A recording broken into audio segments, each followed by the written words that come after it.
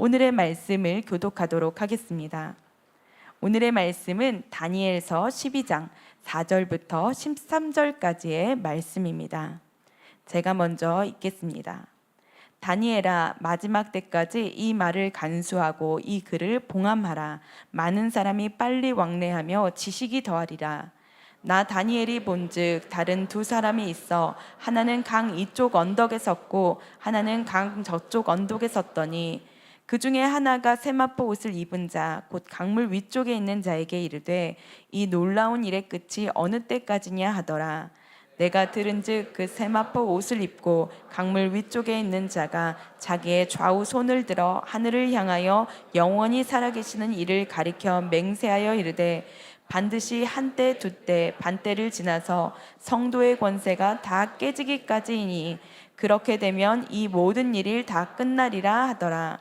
내가 듣고도 깨닫지 못한지라 내가 이르되 내 주여 이 모든 일의 결국이 어떠하겠나이까 하니 그가 이르되 다니엘아 갈지어다. 이 말은 마지막 때까지 간수하고 봉함할 것임이니라.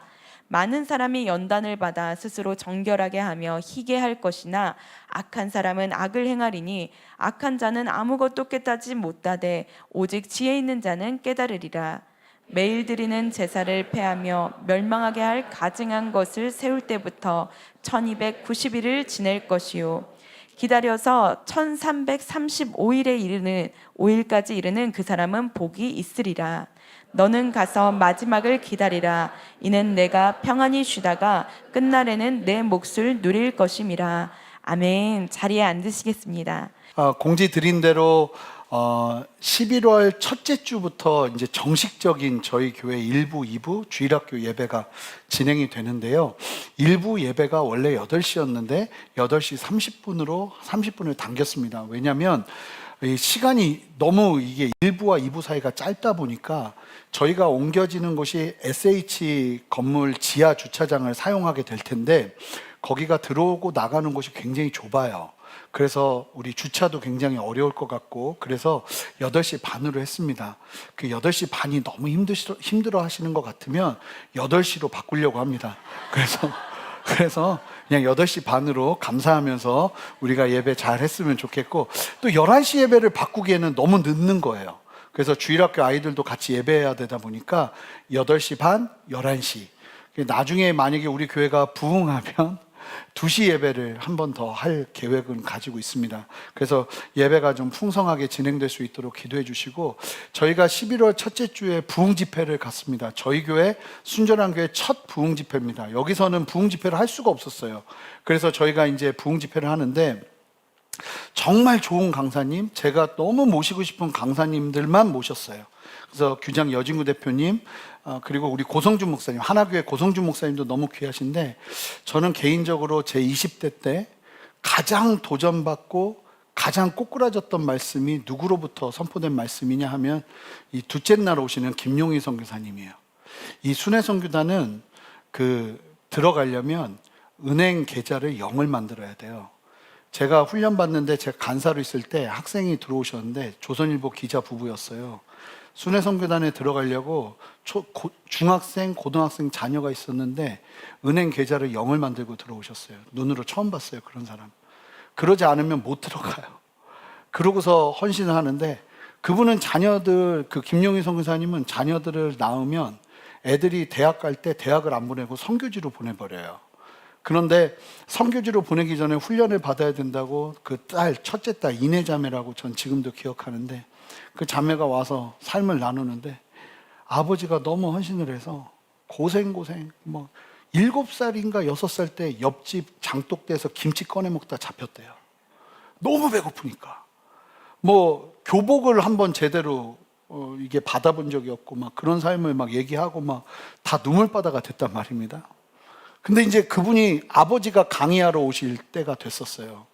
너무 궁금했어요. 과연 어떤 말씀을 전하실까? 딸이 저 지경이 됐는데 이제 그런 생각이 있었는데 지금도 기억나요.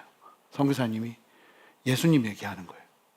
하나님이 아들 예수를 이 땅에 보내셔서 십자가에서 죽고 우리를 살리신 그 사랑 생각하면 나의 걸음은 아무것도 아니라고 이야기하는데 그 딸 이내자매가 뭐 펑펑 울더라고요. 펑펑 울더라고요. 우리도 다 울고. 하여간 삶을 이렇게 살 수 있을까가 좀 무서울 정도로 주님을 사랑하면서 저는 그분의 삶을 정말 그렇게 살아갈 수 있을까 싶을 정도의 삶을 살아내는 분이 전하는, 그러니까 세상에 그런 분들 꽤 있습니다. 예, 다 욕심부리고 살지 않아요. 정말 하나님의 나라와 하나님의 뜻을 위해서 정말 삶을 다해서 뜻을 다해서 정말 온 마음과 뜻과 정성을 다해서 인생을 살아내는 사람들이 있습니다. 그래서 그분을 모실 수 있어서 얼마나 감사하고, 저도 연락처도 모르는데 얼마나 어렵게 그분을 모셨나 몰라요. 그래서 여러분 은혜가 충만한 시간이 될 겁니다. 그래서 부흥 집회 때 많이들 또 주변에 있는 분들 함께 오셔서 은혜 나누시고 충만하게 우리가 뜨겁게 하나님 앞에 그릇을 준비해서 우리 새로 옮겨지는 장소에서 하나님의 영광을 담아내는 우리 모두 되었으면 좋겠습니다. 예, 그래서 여러분 기대하시고, 여러분 우리가 준비돼야 됩니다. 여러분 교회와 개인은 떨어질 수가 없습니다. 여러분 나이 들어서 교회 심란하면요 얼마나 불행한지 아세요? 교회가 건강하게 잘 서고 성도들이 함께 그 은혜 위에서 함께 믿음의 걸음을 걸어내는 것이 얼마나 기쁨인지 여러분 함께 누리며 나가는 시간 될 줄 믿습니다. 그래서 여러분 우리 옆에 분에게 기도할까요? 우리 준비하고 기대합시다. 고백할까요? 아멘. 예, 기도하고 말씀 전하겠습니다. 하나님, 오늘 말씀 전합니다. 이 다니엘서 21번째 마지막 말씀을 전할 텐데, 하나님께서 다니엘에게 당부하시는 이 말씀이 우리에게 생명이 되게 하여 주셔서 우리도 온전하게 이 말씀대로 주 앞에 서는 은혜를 허락하여 주시옵소서. 감사드리며 예수 그리스도의 이름으로 기도합니다. 아멘. 너무나 수고 많으셨습니다. 이 다니엘서 말씀 듣느라고. 그래도 다음에 요한계시록을 바로 하지는 않을 겁니다. 다니엘서 말씀 전하고 당분간 아마 이제 주제 설교 하다가 정체성 시리즈로 한 40주 말씀을 준비를 하고 있어요. 그래서 40주 동안 이 정체성, 성도의 정체성, 창세기부터 이 요한계시록까지 쭉 살펴보면서 성도가 어떻게 살아야 되고 어떤 정체성을 가지고 세상을 살아가야 되는지 이 주제 설교를, 전 처음입니다. 주일 설교에 주제 설교를 이렇게 시리즈로 길게 하는 것. 그래서 그렇게 정체성 시리즈를 말씀을 나누면서 우리가 말씀 앞에 가까이 가는 시간 되었으면 좋겠습니다. 그리고 그 말씀 있기까지는 좀 여러분들 좀 영적으로 좀 그래도 하나님 앞에서 좀 쉬어갈 수 있도록 복, 은혜, 사랑 이런 거 아주 우리 교회에서 흔하게 듣기 어려운 말씀들의 주제들을 나누면서 은혜를 나눌 예정입니다. 그래서 여러분 기대하시면서 미안해요. 기대하시면서 말씀을 표정들이 너무 안 좋으세요. 그래서 기대하시면서 말씀에 대하는 여러분 되면 좋겠습니다. 사랑하는 성도 여러분, 이제 우리는 오늘 다니엘서의 마지막 장 말씀을 대하게 됩니다. 드디어 마지막 본문에 이르렀는데, 다니엘은 10대 나이에 제가 말씀드렸죠. 환관이었을 가능성이 크다고. 극심한 육체적 고통과 마음의 고통, 집에서 강제로 나와서 포로로 끌려가서 완전히 이국 땅에서 살아내야 되는 그 어려운 시기들을 지냈습니다. 그리고 그 과정에서도 황실의 관리로 등용하기 위해 훈련받기 시작했고, 평생 제국의 역사 속에서 하나님의 주권을 바라보며 살아왔습니다. 하나님은 다니엘에게 총 4번의 환상을 보여주셨어요. 7장, 8장, 9장. 그리고 4번째 환상은 10장에서 12장에 이르는, 오늘 말씀에서 이제 끝이 나는 이 환상을 보여주셨는데, 이 환상들은 단순하게 역사적인 사건을 예언하는 차원이 아니라 하나님의 주권 아래 역사가 흘러가며 마지막 때를 향해 세상은 반드시 나아가게 돼 있다, 마지막 때가 있다는 사실을 드러내는 목적을 가지고 있었습니다. 특별히 다니엘서 8장과 11장에서 언급된 안티오쿠스 4세의 박해는 실제 역사 속에서 성전이 더럽혀지고 하나님의 백성이 극심한 환난을 겪었던 사건이 현실로 드러나면서 성취되는 모습을 보게 되었습니다. 그러나 성경은 이 사건을 단순한 과거의 역사로만 보지 않고 장차 마지막 때에 있을 적그리스도의 출현과 교회를 향한 박해로 이어져 바라보게 하는 역할을 안티오쿠스 4세의 예언으로 보게 했어요. 따라서 다니엘서의 환상들은 성도들에게 세상의 마지막이 반드시 올 것이라는 사실, 그것을 분명하게 기억하고 그날을 준비하도록 하는데 목적을 두고 있습니다. 즉, 하나님의 주권적인 섭리와 최후의 재림을 바라보면서 환난 속에서도 끝까지 믿음을 지키는 삶을 살도록 도전하는 말씀이 바로 이 다니엘서라는 거예요. 그리고 오늘 본문은 지금까지 있어 왔던 환상과 계시의 결론이자 다니엘의 믿음의 여정을 마무리하는 말씀입니다. 다니엘에게 이제 모든 사실을 품고 세상에서 어떻게 살아가야 하는가를 오늘 말씀에서 3가지로 도전하세요. 여러분, 종말의 메시지를 깨달은 사람들, 마지막 때가 어떻게 이루어질지를 정확하게 본 사람들은 이 땅을 어떻게 살아가야 될까요? 세상 등지고 산에 올라가서 기도원 짓고 살아야 하는 걸까요? 아닙니다. 오늘 이 부분에 대해서 너무나도 명확하고 분명한 답, 마지막 최후 심판을 바라보며 분명한 믿음을 가지고 살아가는 성도들은 이 땅을 어떻게 살아야 하는가, 그 부분에 대한 너무나도 명확하고 분명한 답을 3가지로 제시해주고 있습니다. 먼저 함께 4절 말씀을 읽겠습니다. 4절 말씀 읽을 텐데 전 지금까지 이 4절을 엉터리로 해석해서 전했습니다. 이제 그 부분을 이야기할 거예요. 여러분, 이 말씀을 몇 번이고 제가 인용을 했었습니다. 자, 한번 읽어볼까요? 4절 말씀 읽어보겠습니다. 다니엘아, 마지막 때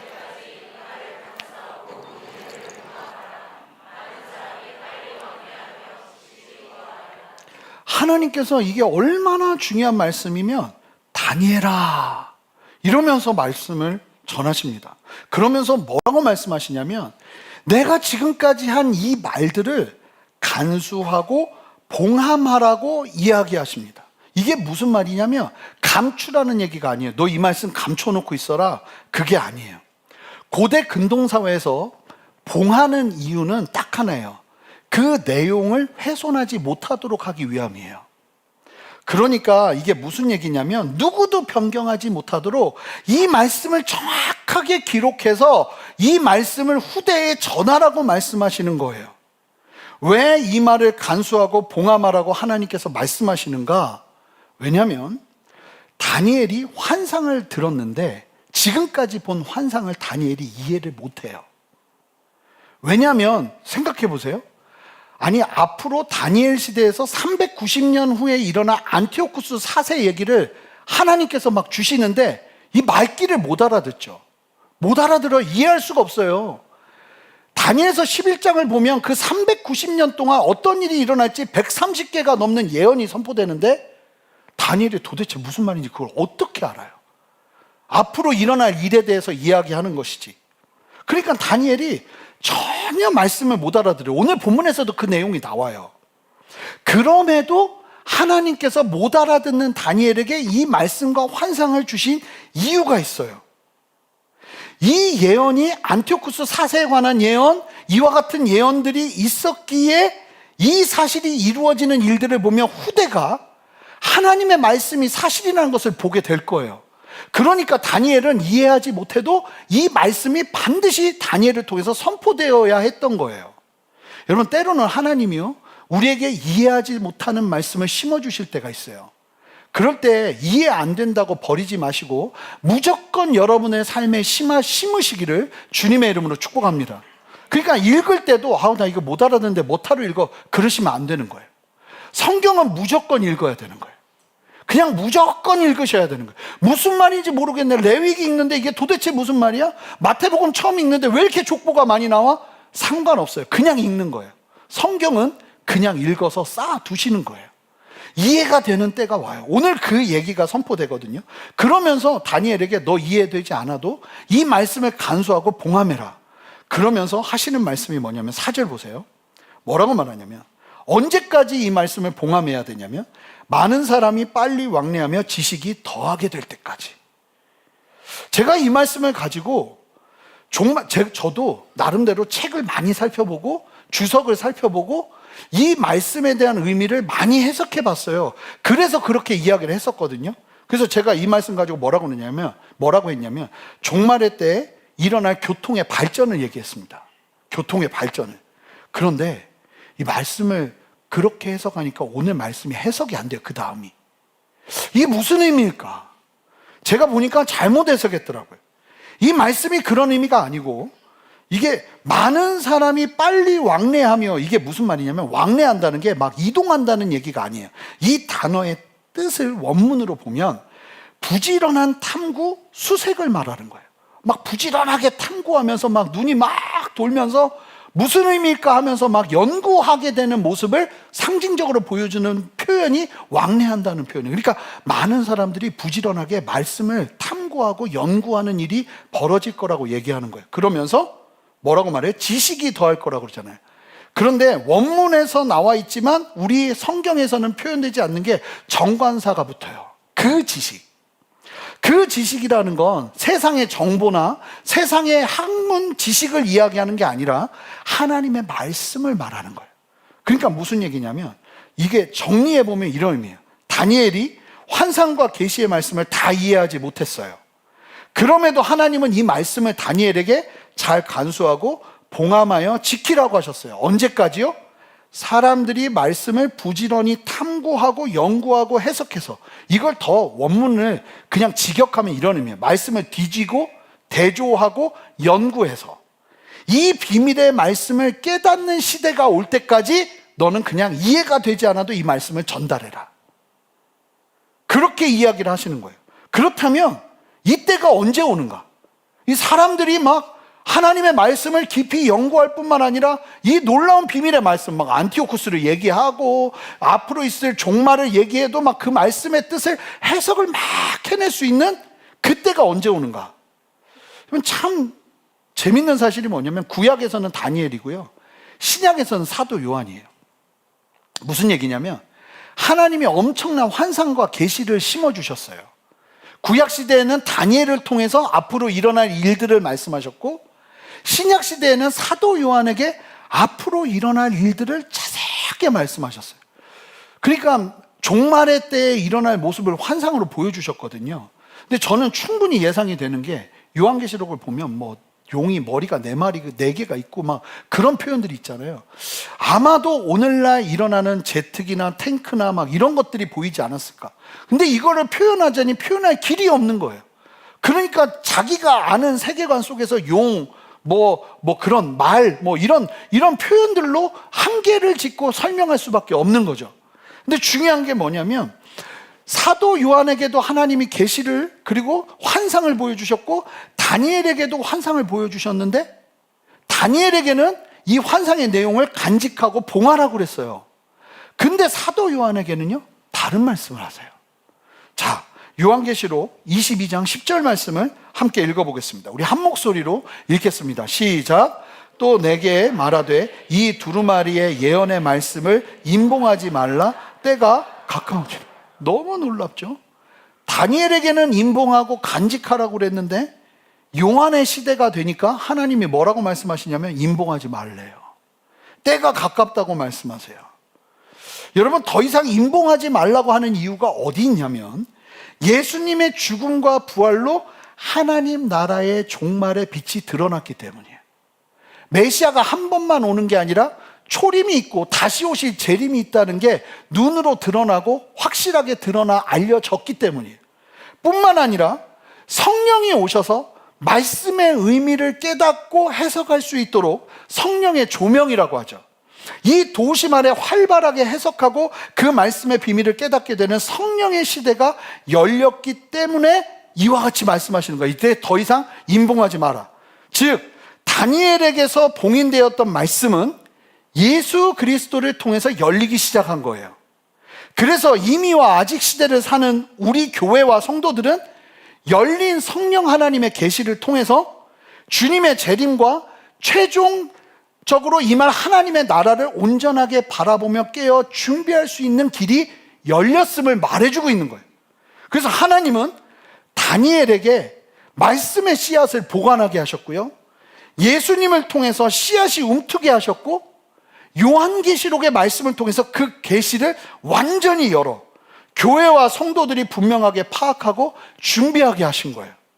그래서 종말이 가까울수록 지혜 있는 자들이 어디에 올인하기 시작하냐면 하나님의 말씀을 더 깊이 연구하고 깨닫게 되는데 올인하게 되는 역사가 일어나게 되는 거예요. 그리고 그런 시대를 영광스럽게 우리가 살아가고 있는 겁니다. 여러분, 기억하셔야 됩니다. 종말이 가까울수록 교회는 어디에 초점을 맞춰야 되는지 아세요? 자, 이제 첫 번째, 종말을 대하는 성도의 자세 첫 번째 보여드리겠습니다. 말씀을 연구하고 말씀을 깨닫는 말씀의 중심의 삶을 살아가야 한다는 거예요. 이게 우리의 걸음이어야 될 줄 믿습니다. 여러분, 세상이 아무리 흔들리고 마지막을 향해 달려가고 난리가 나도 흔들림 없이 강건하게 서는 유일한 길은 말씀을 깨닫는 데 있는 줄 믿습니다. 그러니까 기도는 기본이에요. 뭐 이런다고 기도가 무시되면 안 돼요. 그런데 기도가 말씀의 중심 없이 이루어지면 굉장히 위험하게 사람들을 쳐요. 왜냐하면 열정이 많고 에너지도 있는데 방향성이 없는 거거든요.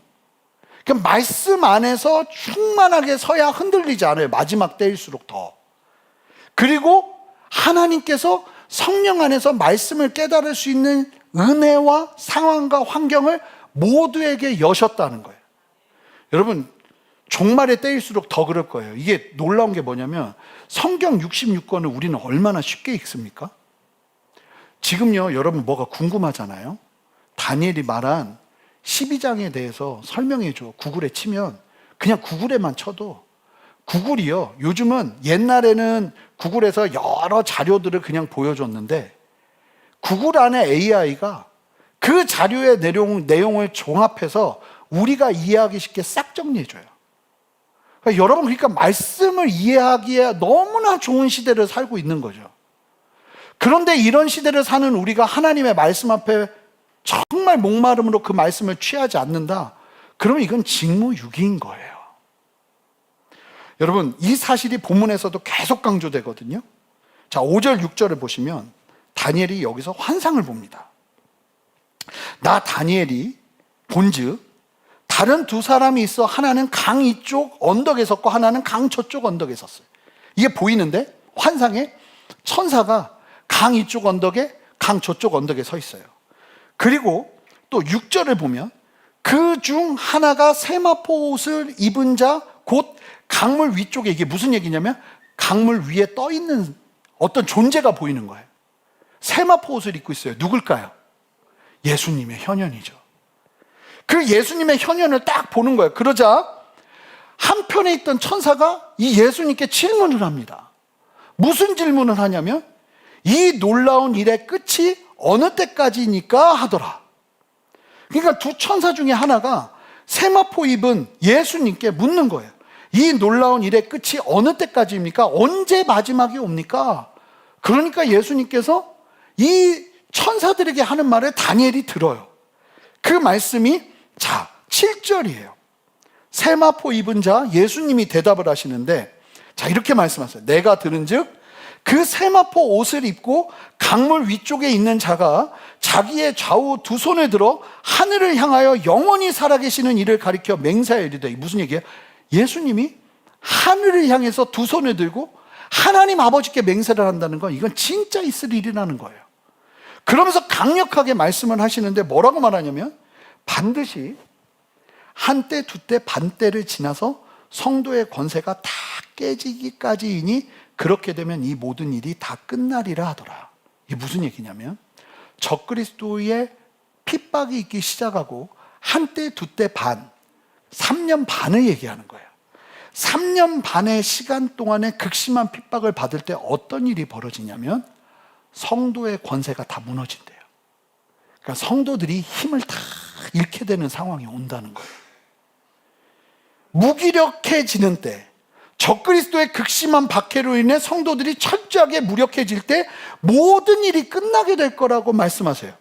자, 그러니까 잘 보시면 마지막 환난은 반드시 있을 것이고 성도의 권세가 다 깨지기까지 핍박이 있는 거예요. 왜 핍박이 있는가? 성도들이 어떤 힘도 발휘하지 못할 상황 가운데 몰아넣는 상황 가운데 오도록 하기 위해서 핍박이 있는 거예요.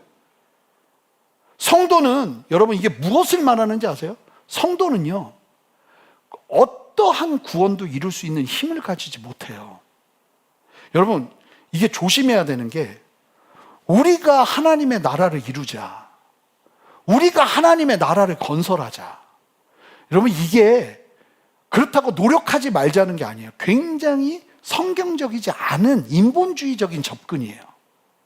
성경은 뭐라고 말하냐면, 마지막 때에 사람들과 성도들이 가지고 있는 모든 힘이 다 탈탈 털리게 될 거라고 그래요. 무기력해서 더 이상 어떤 것도 할 수 없는 그때에 하나님의 나라가 임해서 하나님이 그 일을 행하실 거라고 얘기하세요. 그 일이 이루어지는 이유가 또 이제 설명이 돼요. 그때 그러면 무기력해지는 그때 우리는 무엇을 해야 되는가? 그거는 이제 오늘 말씀에서 또 설명이 돼요. 세 번째, 이유. 잘 보세요. 예수님의 십자가 사건 때 예수님의 힘이 되겠다고 했던 제자들 다 어디 갔습니까? 도망갔죠. 다 실패했어요. 자, 구원이 언제 이루어졌냐면, 예수님을 위해서 내가 뭔가를 좀 할 수 있다고 생각하는 사람들이 다 실패할 때 하나님이 스스로 구원하셨어요. 십자가로 들어가셨고, 저희가 토요일에 말씀 봤지만 예루살렘으로 올라가는 길 예수님이 가장 앞서서 가셨어요. 말귀 하나도 못 알아듣는 제자들 뒤로 하고. 구원은 누가 이루는 건지 아세요? 하나님이 이루시는 하나님의 일이에요. 하나님의 역사예요. 여러분, 우리가 예수님 막 믿고 붙잡은 것 같죠? 이거 완전한 하나님의 역사예요. 우리는 하나님이 허락하지 않으시면 예수를 주라고 부를 수도 없어요. 성경이 말하는 바예요. 그러니까 우리의 철저한 무력과 아무것도 할 수 없음을 깨닫는 그 자리에 하나님의 완전함이 임하는 거예요. 마지막 때도 그럴 거라는 거예요. 그러니까 자, 천사가 마지막이 언제 오냐고 물으니까 예수님께서 이렇게 대답하신 거예요. 마지막 환란이 제한된 기간 동안에 약 3년 반 동안 있을 것이고, 오늘 말씀을 보면 그 다음에도 약 3년 반이 또 지나갈 거예요. 약 7년이라는 한 일에 7년이라는 시간에 고통의 시간이 지나고 주님의 나라, 주님의 재림이 임할 거라고 말씀을 하시는 거예요. 그 기간 동안 성도들은 철저하게 무력하게 될 것이고, 그때 하나님은 스스로 그 끝을 정하시고 반드시 구원을 이루신다는 복음적 소망이 선포된 거예요. 그런데요, 다니엘이 이 말을 이렇게 쭉 듣더니 지금 놀라운 얘기를 들었잖아요. 뭐라고 말하는지 아세요? 자, 8절 함께 읽어볼까요? 다니엘이 그 얘기를 듣더니 이렇게 얘기합니다. 함께 읽습니다. 시작. 내가 듣고도 깨닫지 못한지라 내가 이르되 내 주여 이 모든 일의 결국이 어떠하겠냐. 듣는데 한자도 못 알아들어요. 이게 무슨 말인지 모르는 거예요. 왜냐하면 다니엘은 아직 성령의 시대를 경험하지 못해요. 하나님의 말씀을 제대로 이해하려면 성령께서 우리 안에 계셔야 돼요. 여러분, 우리가 다니엘이 아무리 똑똑하다고 해도 우리가 다니엘보다 우위에 있는 시대를 살고 있는 거예요. 우리는 말씀을 깨달을 수 있는 성령의 조명이 함께 하거든요. 아닌 것처럼 그렇게 난 아닌 것 같은데 이렇게 생각하시면 안 되는 거예요. 정말로 놀라운 시대를 우리는 살고 있는 거예요. 근데 듣고도 깨닫지 못하는 다니엘이에요. 그러니까 세상의 결국을 또 묻습니다. 천사가 물은 거 또 물어요. 근데 저는 이 구절이 너무 저는 재밌어요. 왜냐하면 주님이 뭐라고 그러시는지 아세요? 다니엘한테 그냥 가. 못 알아듣겠어? 그냥 가라. 뭐라고 말씀하세요? 그가 이르되 다니엘아 갈지어다. 이 말은 마지막 때까지 간수하고 봉함할 것이니라. 그러니까 이해 안 돼도 그냥 넌 가라 하는 말씀하시는 거예요. 여러분, 하나님의 말씀의 완전함을 믿고 그 말씀이 이해되지 않아도 갈 수 있는 믿음이 있다면 그것도 복된 줄 믿습니다. 다 이해하려고 하지 마세요. 이해되지 않아도요, 그 마음 가지고 가다 보면 언젠간 때가 와요. 우리에게도 말씀이 막 왕래하면서 막 말씀이 연구가 되면서 쏙쏙 들어오면서 달고 오면 그 말씀이 내 안에 막 새겨지는 은혜가 올 때가 와요. 그때까지는 그냥 가세요. 다 이해되지 않아도 믿음으로 아멘 하세요. 그렇게 서시기 바랍니다. 못 알아듣는 말씀이라도 내 삶에 간수하고 봉함하는 은혜가 필요하다니까요. 그러니까 이제 정리하면, 첫 번째, 종말에 대하는 성도가 살아가야 될 태도는 말씀을 연구하고 깨닫는 말씀의 중심의 삶을 살아야 돼. 두 번째 무엇이냐? 이제 도전하는데, 나를 깨뜨리는 회개의 삶을 살아야 합니다. 나를 깨뜨리는. 자, 10절 말씀 한 목소리로 읽겠습니다. 자, 고난의 때에, 마지막 때에 이런 일이 있을 것이라고 말씀하시거든요. 주님께서 그냥 너는 가라, 말씀을 전해라. 그리고 그 말씀을 해석하는 세대가 나타나면 이런 일이 있을 것이다 하면서 말씀을 하시는데, 10절 말씀 한 목소리 읽습니다. 시작. 많은 사람이 연단을 받아 스스로 정결하게 하며 희게할 것이나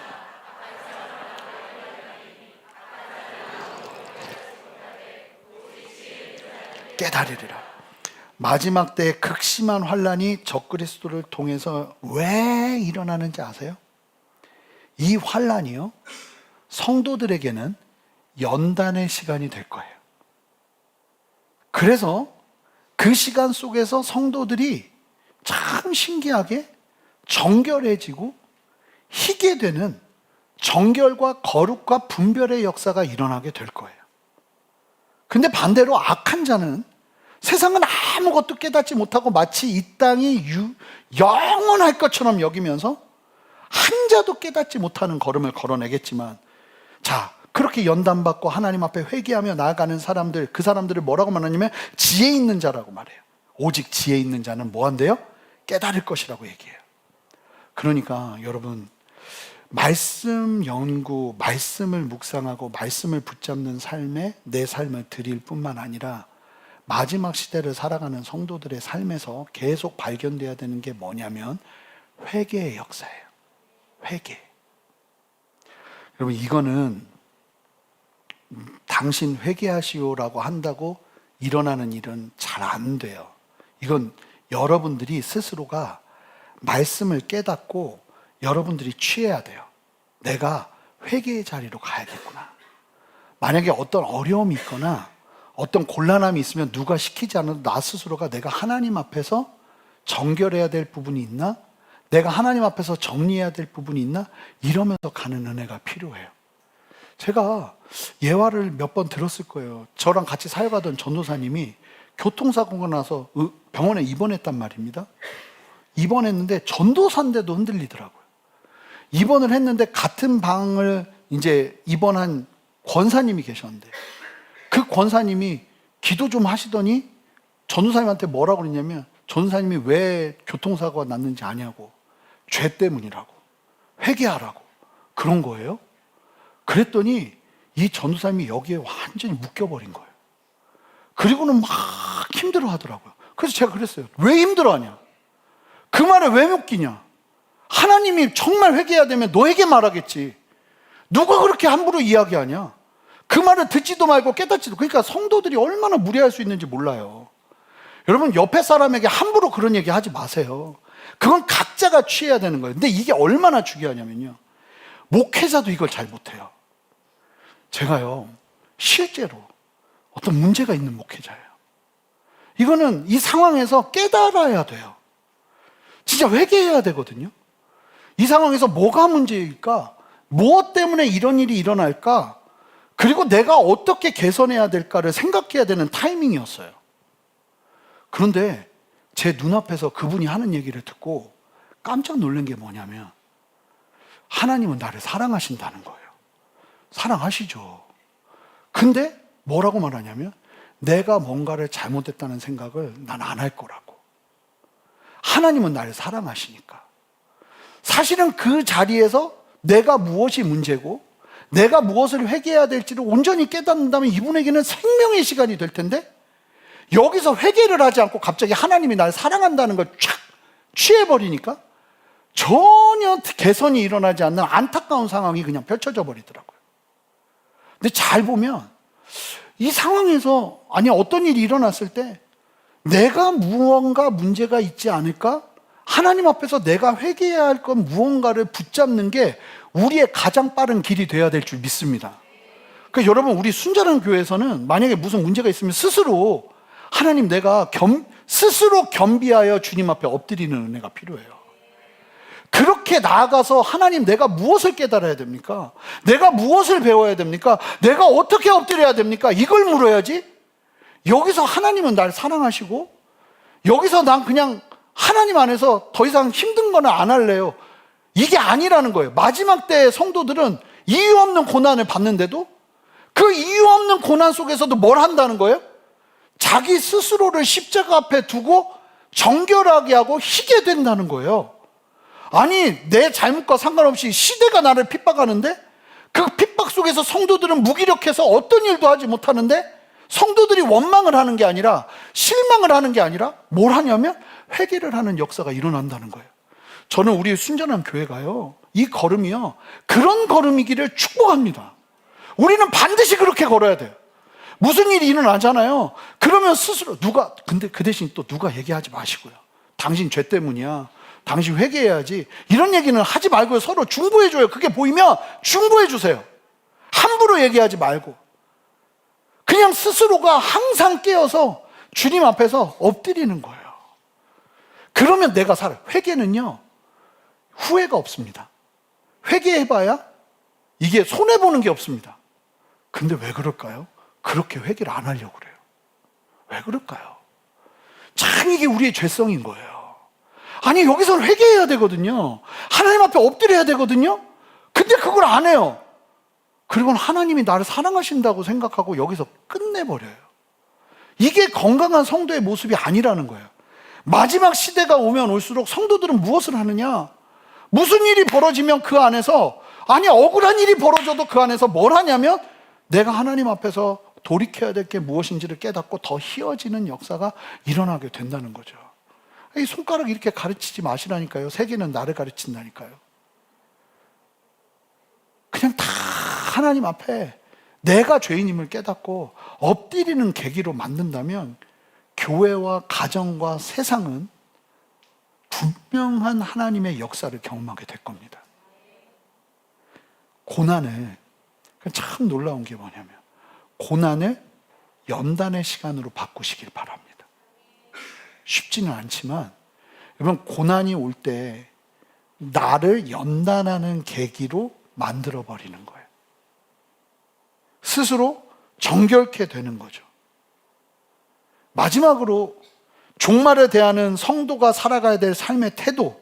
첫 번째, 말씀 앞에 머무는 삶. 두 번째, 나를 깨뜨리는 회개하는 삶.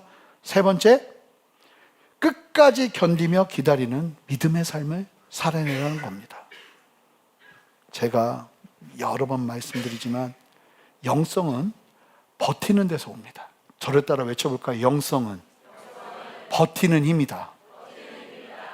버티면 영성이 있는 사람이에요. 포기하면 영성이 부족하다고 봐요. 분명히 믿음이 없으면 못 버텨요. 믿음이 있으면 견디고 버텨요. 자, 11절 12절 말씀을 보세요. 이렇게 주님이 말씀하세요. 매일 드리는 제사를 폐하며, 이게 적그리스도 때의 환난을 얘기하는 거예요. 멸망하게 할 가증한 것을 세울 때부터 극심한 환난이 몇 년간 있게 되냐면 1290일 동안 일어날 것이고, 기다려서 또 이어서 1335일이 이르기까지 이제 그런 시간이 올 거라는 거예요. 그리고 그 시간을 잘 견뎌내는 믿음의 사람은 뭐라고 그래요? 뭐가 있대요? 복이 있으리라. 이 적그리스도의 박해가 시작되면 하나님께서 이야기하시는 게 뭐냐면 1290일 동안 극심한 박해가 있게 될 거다. 근데 이 1290일이 3년 반이 1260일이거든요. 보여주시면 여기에서 30일을 더한 거예요. 그리고 그 극심한 박해가 지나고 나면 1335일이 있을 것인데 이게 또 3년 반에서 75일이 더한 거예요. 그러니까 약 7년 동안 이와 같은 일이 일어날 것이고, 이때 성도들이 끝까지 버틸 때 뭐라고 말하냐면 복이 있다고 말씀하신다는 거예요. 그러니까 한 일의 말씀, 한 일에 우리 말씀 들었잖아요. 71회 중에 마지막 한 일에 7년 대환란, 그게 예언이 돼 있고 그 예언이 다시 한번 확인이 되는, 정확한 날짜로 계산돼서 확인이 되는 걸 볼 수 있죠. 그래서 사실 이걸 가지고 종말론자들 중에 3년 반, 3년 반을 나눠서 7년 대환란을 나눠서 이야기하는 사람들도 있어요. 근데 저는 이 해석은 조금 위험하다고 봐요. 근데 하여간 7년 대환란이라는 시간을 갖게 되는 그 근거가 되는 말씀이 이 다니엘서 말씀이거든요. 근데 오늘 말씀에서 본다면 저는 확신하는 게 뭐냐면, 그럼 어떤 사람들이 끝까지 이렇게 버틸 수 있는가? 앞에 말씀에서 이야기하는 말씀대로 살아내는 사람들이에요. 첫 번째, 마지막을 향해 계시된 하나님의 말씀, 성경의 진리를 부지런히 살펴서 온전하게 해석하고 그 의미를 깨달아 삶에 심은 사람.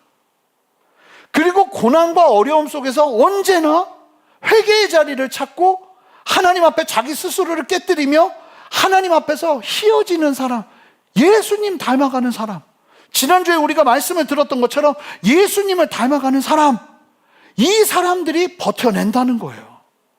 오늘 본문의 마지막 말씀을 보세요. 자, 13절 말씀 함께 한 목소리로 읽겠습니다. 함께 읽겠습니다. 시작. 이는 내가 평안히 쉬다가 끝날에는 내 몫을 누릴 것입니다.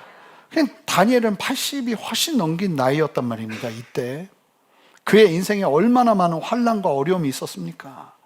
그런데 다니엘에게 말씀하세요. 끝까지 믿음을 지킨 다니엘에게 마지막 상급이 기다리고 있다는 거예요. 전 이 하나님의 격려와 말씀을 제 삶 속에서 직접 듣고 싶어요. 태재야, 조금만 더 견뎌라. 조금만 더 인내해라. 마지막 상급이 너를 기다리고 있다.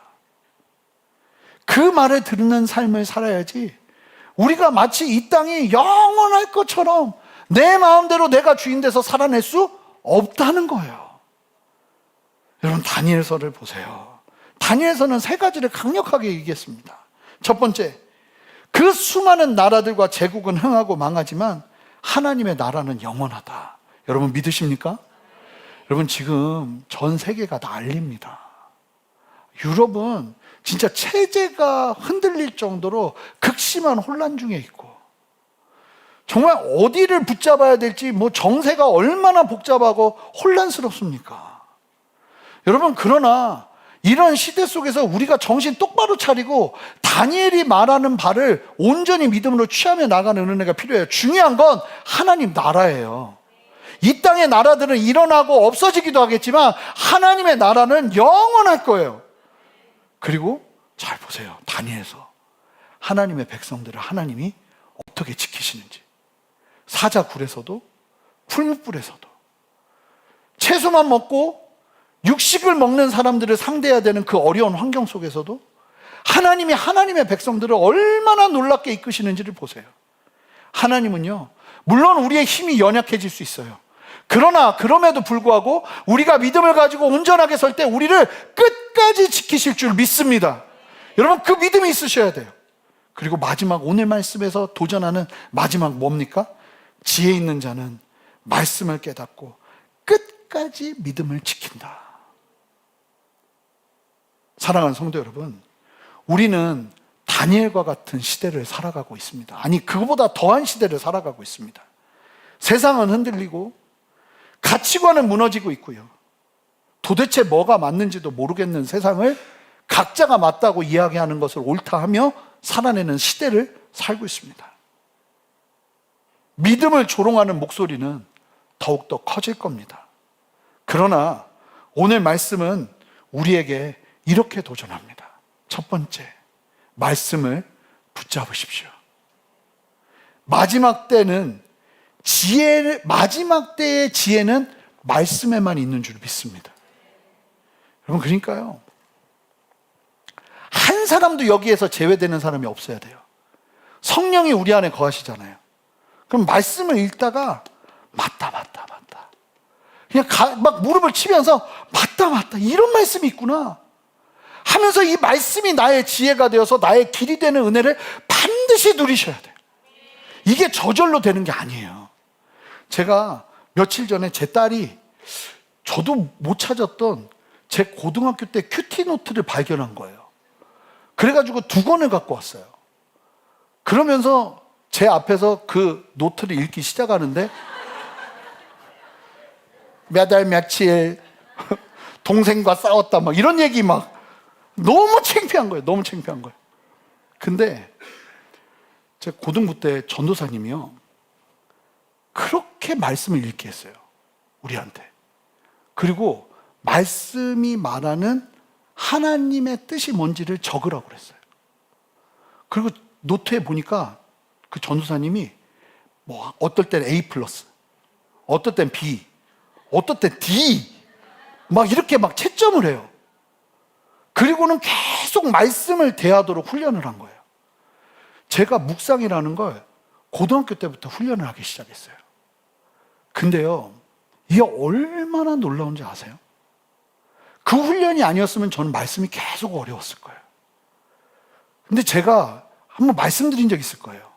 묵상 노트가 본문만 있는 게 몇 개월이 있는 노트가 있어요. 읽어도 무슨 말인지 모르겠어요. 막 화가 나더라고요.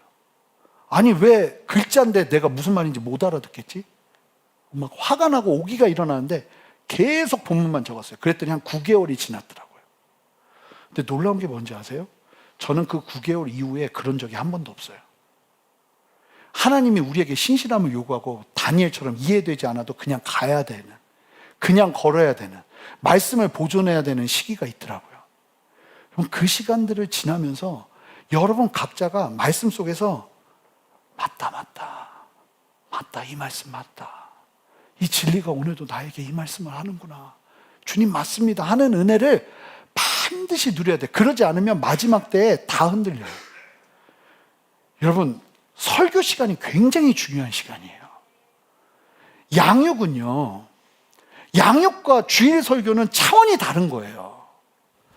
주일 설교는 여러분들이 메인으로 먹는 메인 디쉬예요.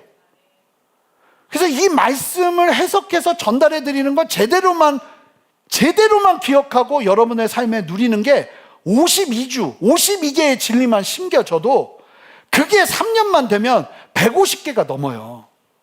그럼 그 진리가 내 안에 새겨지면요, 사람의 인생이 바뀌는 건 한순간이에요. 그게 중요한 게 아니에요. 양육은 언젠가 하겠죠. 그게 중요한 게 아니라니까요. 여러분들이 지금 예배의 자리에서 선포되는 말씀 속에서 은혜를 누리고 그 말씀의 해석을 통해서 맞구나, 하나님 위해서 이렇게 살아야 되는구나 하는 것들이 확 오지 않으면 이게 마지막 때에 살아낼 수가 없다는 거예요. 그리고 여러분 스스로가 말씀을 읽으셔야 되고요. 두 번째, 회개의 자리를 계속 찾으시는 인생이 돼야 돼요. 죽을 때까지요. 하나 더 늘었어요. 영적 전쟁 언제까지 해야 돼요? 죽을 때까지. 하나 더 늘었어요. 회개 언제까지 해야 돼요? 죽을 때까지요. 좀 더 크게 해볼까요? 언제까지 해야 돼요? 네, 죽을 때까지. 그게 우리를 살리는 길이에요.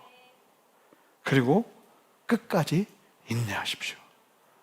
하나님의 말씀은 살아있고 오늘도 이 말씀으로 하나님은 일하시고 역사하시고 다스리세요. 그 믿음 가지고 함께 담대히 서서 주님 앞에서 흔들림 없이 이 다니엘서가 주는 도전들을 함께 누리며 주 앞에 서는 저와 여러분 되시기를 주님의 이름으로 축복합니다. 기도하겠습니다.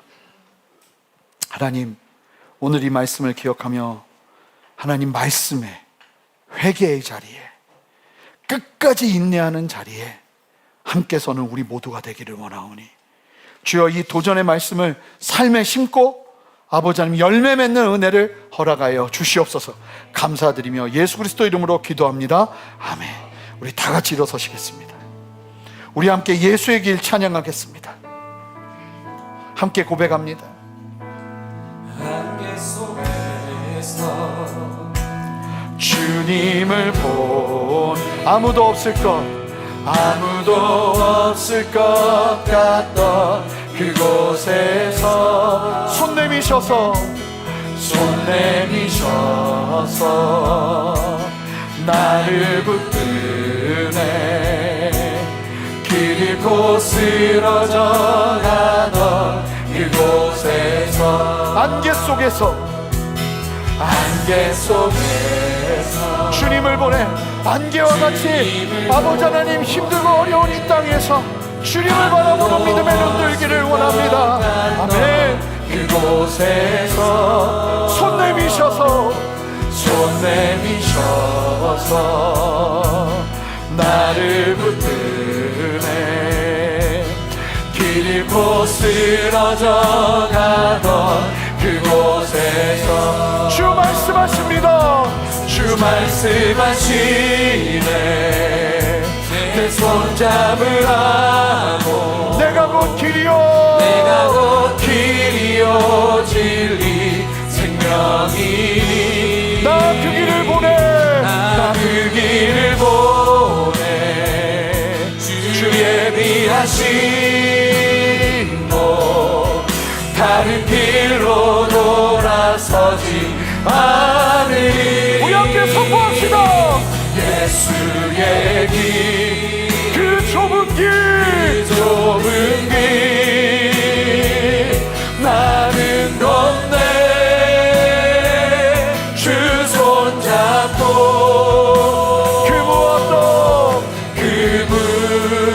무엇도 두렵지 않네 주님 주신 약속 내게 있으니 선포합시다. 세상의 길 세상의 길 그 험한 길 그 험한 길 승리하네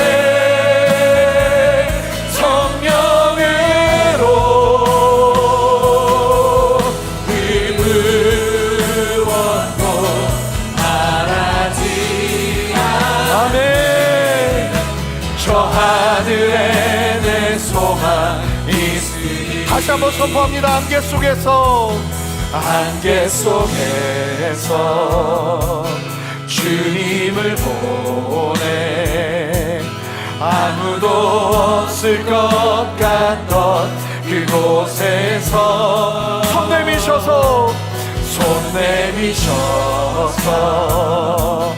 나를 붙드네 길 잃고 쓰러져 가던 그곳에서 함께 선포합니다. 주 말씀하신 주님이 여러분들에게 말씀하십니다. 손잡으라고 내가 곧 길이요 진리 생명이니 나 그 길을 보내 나 그 길을 보내 주 예비하신 곳 다른 길로 돌아서 우리 함께 두 손을 높이 들고 함께 결단합시다. 예수의 길 그 좁은 길 나는 건대 주 손잡고 아멘. 그 무엇도 두렵지 않네 주님 주신 약속 내게 있으니 세상의 길 세상의 길 그 험한 길 승리하네. 함께 선포합시다. 성령으로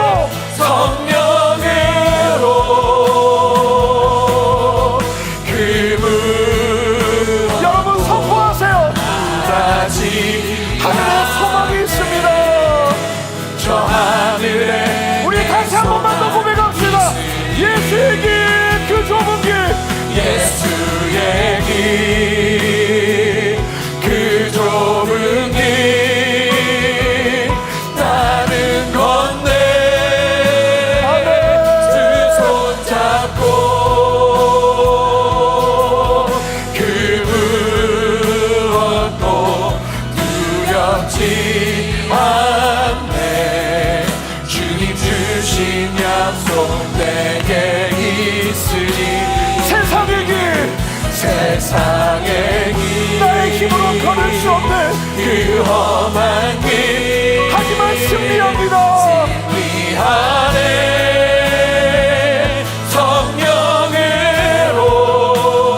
성령으로 그 무엇도 바라지 않네 저 하늘에 내 소망 있으니 주님은 다시 오실 것이고 세상의 마지막은 반드시 임할 것인데 하나님 오늘 제 안에 다른 무엇보다 말씀 앞에 분명히 서는 은혜를 누리기를 원합니다.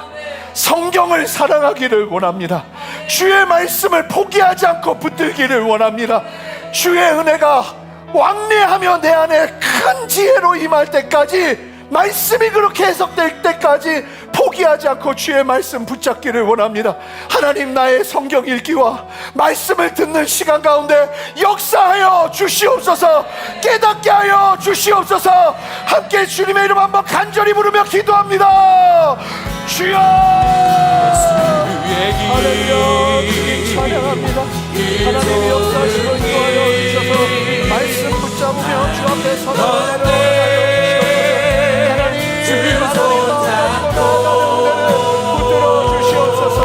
성령의 우리를 깨워주시고 말씀 앞에 담대히 서는, 말씀 앞에 두려움없이 서는 그 은혜를 우리에게 허락하여 주시옵소서. 성령이여 도전하여 주시고 아버지의 뜻 가운데 온전하게 서게 하여 주시고 주님 사랑하는 마음 가지고 서는 은혜를 허락하여 주시옵소서. 하나님, 내가 주님 앞에 선지하게 엎드리며 하나님, 주님 앞에 날마다 하나님의 말씀을 듣기를 원합니다. 주여 역사하여 주시옵소서. 주여 깨닫게 하여 주시옵소서. 주여 경험하게 하여 주시옵소서. 할렐루야. 주님 역사하시는 주님을 찬양합니다. 아멘. 여러분, 특별히 여러분들 안에 있는 죄악을 회개할 뿐만 아니라 여러분, 회개가 가장 익숙한 나의 걸음이 돼야 돼요. 하나님, 내가 주 앞에 엎드리는 것이 가장 익숙한, 누구에게 원망하고 비난하고 비판하고 사람들에게 책임을 전가하는 그 시간을 회개의 시간으로 바꾸는 은혜가 내 안에 일어나기를 원합니다. 주여 역사하여 주셔서 회개의 영성을 회복시켜 주시옵소서. 하나님, 내가 이것을 주저하지 않고 언제라도 십자가 앞에 나아가 십자가 앞에 나의 죄를 못 받고 주님 앞에 담대히 서는 은혜가 있기를 원합니다. 주여 역사하여 주시옵소서. 특별히 여러분들의 은밀한 죄, 여러분들이 관용하며 그냥 지켜봤던 죄, 여러분 그것을 거절하기로 결정하세요. 하나님, 내가 정결하게 되어지기를 소망합니다. 주여 역사하여 주셔서 주님 예수 피로 온전케 하여 주시옵소서. 용서하여 주시옵소서. 주여 나를 불쌍히 여겨 주시옵소서. 여러분, 고난을 연단으로 바꾸세요. 하나님, 내가 이 결단을 하기를 원합니다. 이 시간에 내가 레슨, 하나님이 나에게 주시는 가르침을 온전하게 누리기를 원합니다. 하나님, 바꿔 주시옵소서. 변화시켜 주시옵소서. 새롭게 하여 주시옵소서. 그 은혜가 필요한 분들마다 믿음의 두 손을 높이 드세요. 하나님, 정결케 하여 주시옵소서. 새롭게 하여 주시옵소서. 은혜의 강물이 다시 흐르기를 원하오니 막힌 영역이 뚫어지게 하여 주시옵소서. 함께 주님의 이름 간절히 부르며 기도합니다. 주여. 하나님 역사하시는 주님을 찬양합니다. 하나님 은혜 베푸시고 함께하여 주셔서 하나님 바라보며 주님의 뜻 가운데 기도는 함께히 서는 은혜를 허락하여 주시옵소서. 성령이여, 한 사람 한 사람을 회개의 영성을 회복시켜 주시옵소서. 성령이여, 한 사람 한 사람을 회개하며 주 앞에 나가는 은혜를 허락하여 주시옵소서. 성령이여, 한 사람 한 사람의 심령 가운데 말씀하시고 다스리시는 주님의 성령을 보게 하여 주시옵소서. 두려워하지 않게 하시고 하나님의 은혜 앞에 서게 하시고 누구의 탓이 아니라 나의 죄악임을 깨달으며 주 앞에 나가는 은혜를 허락하여 주시옵소서. 하나님 역사하여 주시옵소서. 하나님 붙들어 주시옵소서. 하나님 이끌어 주시옵소서. 아멘. 아멘. 주여 역사하여 주시옵소서. 이 시간 새 마음을 모아주시기를 원합니다. 죄악이 떠나가게 하시고 하나님 앞에 참된 열매가 일어나게 하시고 하나님의 마음으로 나아가는 은혜를 허락하여 주시옵소서. 할렐루야. 할렐루야. 여러분, 마지막으로 기도할 텐데 우리 순전한 교회가 그러한 걸음을 걸어낼 수 있도록 말씀이 살아있는 교회, 모이면 회개하는 교회, 모이면 주님의 뜻을 따라 순종하는 교회, 아버지 이 십자가의 걸음 절대로 타협하지 않고 걸어낼 수 있도록 역사하여 주시옵소서. 여러분, 특별히 목회자들을 위해, 저를 위해서 기도해 주셔야 돼요. 여러분, 이 자리는요 엄청난 영적 전쟁이 있어요. 실제로요, 끊임없이 내 안에 파고드는 수많은 영적인 공격들이 있습니다. 여러분, 기도가 없이는 걸어낼 수, 여러분 목회자 하나 무너지면 교회는 끝나는 거예요. 그냥 교회는 무너져 버리는 거예요.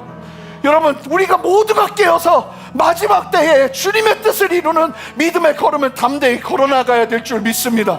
하나님, 우리 모두 하나 되게 하시고 하나님의 마음으로 그릇을 준비하게 하시고 하나님 말씀이 살아있는 교회, 하나님의 뜻이 선포되는 교회, 모이면 회개하는 교회, 하나님의 진리 안에 새로워지는 은혜와 역사를 이곳 가운데 허락하여 주시옵소서. 하나님의 역사를 허락하여 주시옵소서. 은혜를 부어 주시옵소서. 마지막 때의 은혜를 담는 그릇으로 우리를 준비시켜 주시옵소서. 다 같이 두 손을 들고 주님의 이름 한번 부르며 기도합니다. 주여. 아멘.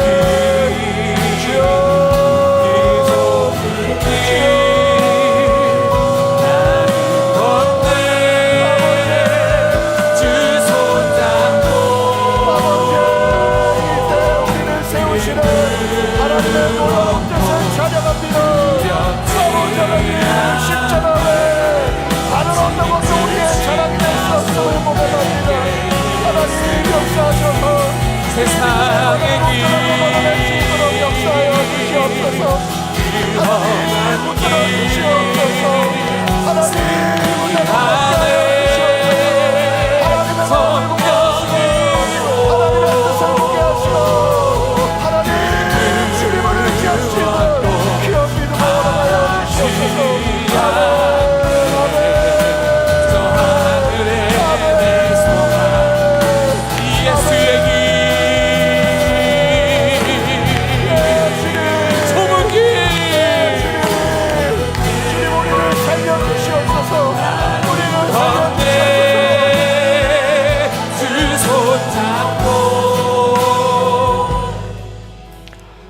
너무 주시는 감동이에요. 여러분, 하나님 외에 길 없어요. 하나님 외에 다른 길은 없습니다. 여러분 살리시고자 이곳으로 여러분들을 부르셨습니다. 하나님 외에 다른 길은 없어요. 하나님만 나의 소망이에요. 하나님만 나의 반석이고 하나님만 나의 구원이에요. 다른 것 붙잡았던 그 모든 손 이제 내려놓고 주님 붙잡으십시오. 주님 꼭 붙잡고 주님과 함께 동행하며 걷기를 원하오니 주여 이 시간 생명으로 역사하여 주시옵소서. 하나님 꼭 붙잡고 말씀과 회개와 인내하는 믿음 가지고 이 땅 살아내게 하시고